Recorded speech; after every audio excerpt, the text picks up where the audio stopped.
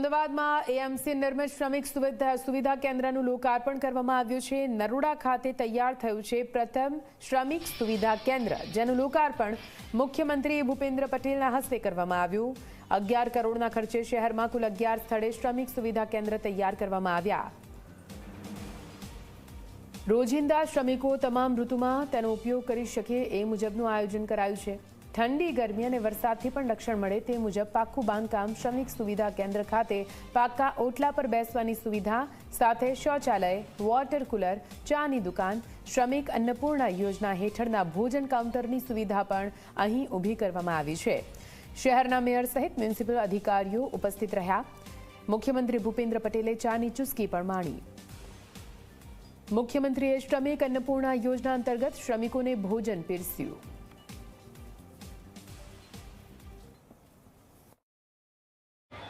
આજ રોજ ગુજરાત રાજ્યના માનનીય મુખ્યમંત્રી શ્રી ભૂપેન્દ્રભાઈ પટેલ સાહેબના 2 વર્ષ પૂરા થયા છે, ત્યારે ભારતીય જનતા પાર્ટી અને આદરણીય દેશના વડાપ્રધાન છેવાડાના માનવીની ચિંતા કરતા હોય છે।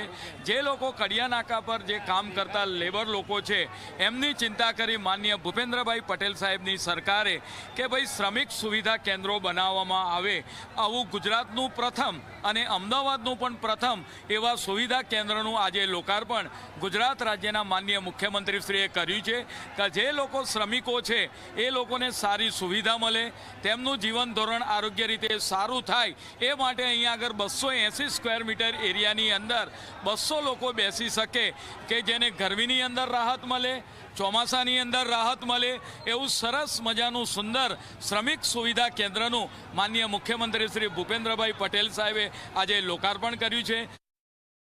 જો સુવિધાની વાત કરવામાં આવે તો ભાઈઓ માટે અલગ ટોયલેટની વ્યવસ્થા, બહેનો શ્રમિકો છે તેમના માટે અલગ ટોયલેટની વ્યવસ્થા, ઉનાળાની અંદર ઠંડુ પાણી પી શકે 46-47 ડિગ્રીની અંદર એ માટે કુલરની વ્યવસ્થા અને સંપૂર્ણ હવા ઉજાસવાળું, સંપૂર્ણ એરી અને બિલકુલ ચોખ્ખું શ્રમિક સુવિધા કેન્દ્રનું આજે માનનીય મુખ્યમંત્રીશ્રીએ લોકાર્પણ કર્યું છે।